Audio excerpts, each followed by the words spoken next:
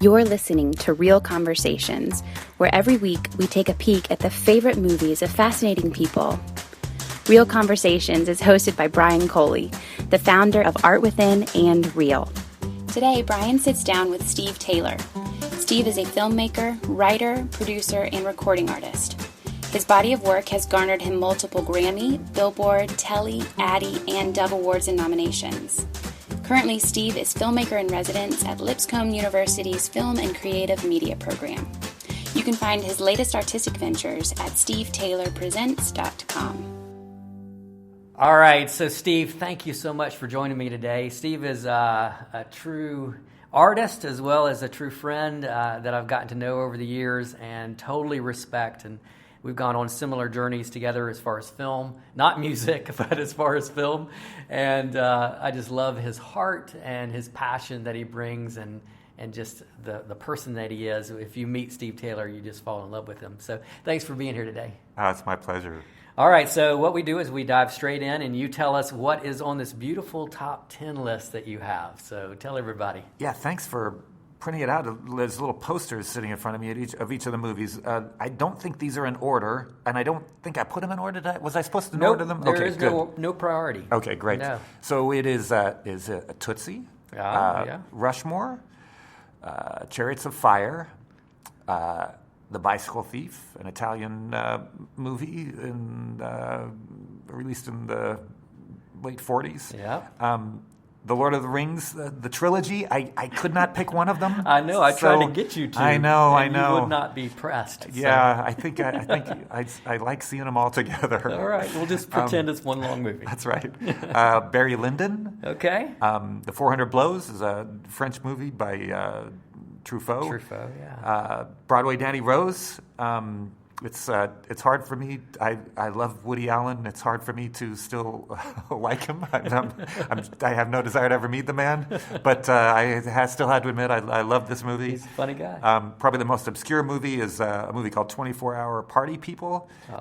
British movie about the British music business, a specific record label.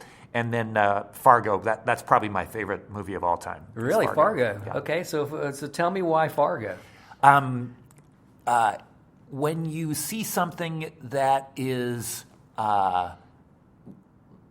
perfectly done, but seems to have no precedent, and is done by people who are masterful at what they do, and then it's funny on top of that, it just seems like a miracle to me. Honestly, any movie that's genuinely funny seems like a miracle to me.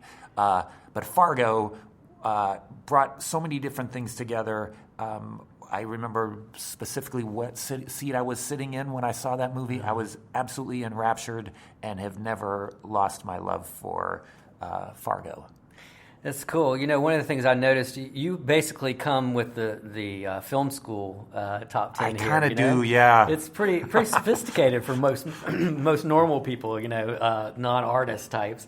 And the thing I noticed was just your love for great directors. I mean, you really have some of the best directors on your list here. You got from Woody Allen to Kubrick to Truffaut to the Coen brothers to Peter Jackson. Right. I mean, all of these films have really great directors. Are you drawn specifically to directors first, do you think? Well, I think the reason I like movies is not for literary reasons. It's for what they do. They come in the eyes and the ears. Yeah. And all of these, I think it's fair to say, on some level, touched something emotional, hit some kind of emotional core too. But when it's very hard for that to happen apart from a filmmaker who knows what they're doing, and all of these filmmakers, even though, in the case of Chariots of Fire and Broadway Danny Rose, that was the director's first movie.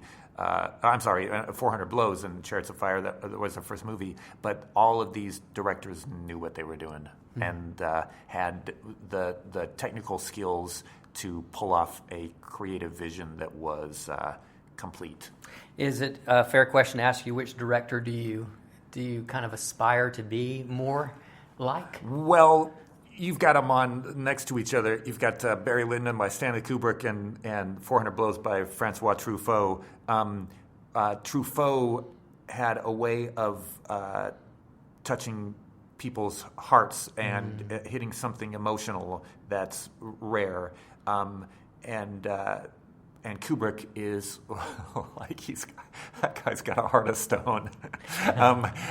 His movies are really cold. His view of the human condition is really pessimistic. But they sure are pretty. They sure are pretty, and they always surprise. Yeah. And so that's an odd pairing, but there's something between those two extremes that I just really admire both of them. Yeah. And Kubrick's one of the few directors that I don't think he ever made a bad movie. He made, although almost every one of his movies wasn't, most of them weren't recognized at the time for being like truly remarkable. And his body work has stood the test of time. And we talked about in the panel we were just at how at a certain point a director who's so good that they get to do whatever they want to, and Kubrick was one of the few who could do whatever he wanted to.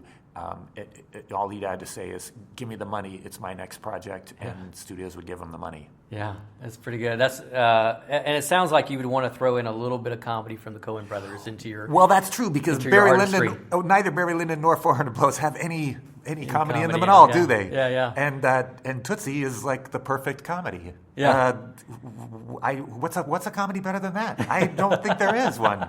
There are a lot of young people in your films, young kind of troublemakers, let's say, but a lot of rule breakers. Rushmore, you have 400 Blows, you have some of these films are dealing with concepts where the person kind of gets over their head as far as, they didn't mean to get in this crime scene like Broadway Danny Rose or Fargo, all of a sudden it just spins out of control. Yeah.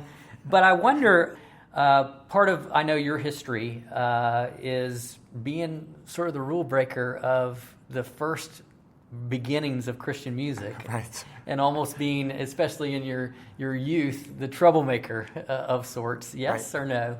And is that reflective in maybe one of these characters? Like one of these characters, which one would you say is the character that you resonate with most? Yeah, I hadn't thought of that, but the Max in Rushmore is he's got a naive enthusiasm. He's got an enthusiast's heart, and even though he breaks rules, and at one point the principal says he's our worst student, he truly loves the thing that he's pouring his heart into. So he's breaking rules, but it's out of he loves this environment, right? Yeah.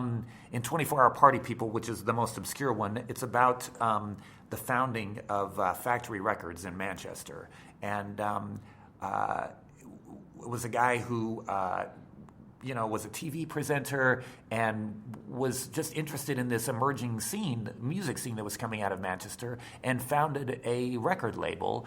And but he built this record label in such a way that there was no way he could ever sell out, because he created a structure so that it would be impossible for him to ever, sell out. Yeah. And I remember when that movie came out, I not only saw it, but then I dragged friends to see it to 2 subsequent showings over the next 36 hours because I resonated so strongly with this protagonist.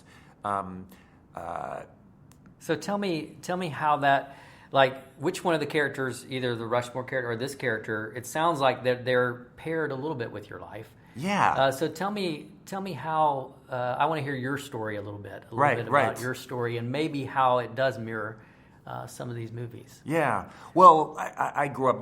My dad is a Baptist minister. The home I grew up in was fairly conservative, but I was actually not a rebellious kid. Were you not? Really on any level. I was, a good student and genuinely loved school for the most part, and even though my parents were fairly strict, we did a lot of traveling, and they were consistent, between what they said and the way they lived. So That's I didn't good. have that pastor's kid Yeah. chip on my shoulder of that happens a lot. But when I got to college, and I went to a very radical college environment, to Colorado University in Boulder, Okay.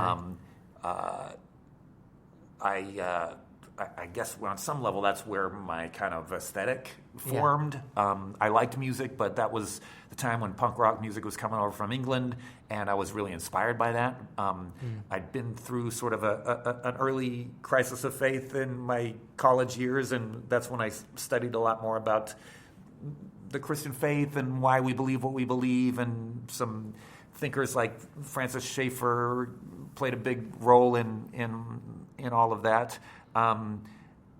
So I guess when I started making music, there was a lot of rule breaking involved, just because I didn't, it didn't fit comfortably within Christian music circles, and it didn't fit comfortably within mainstream music circles. Yeah. And so,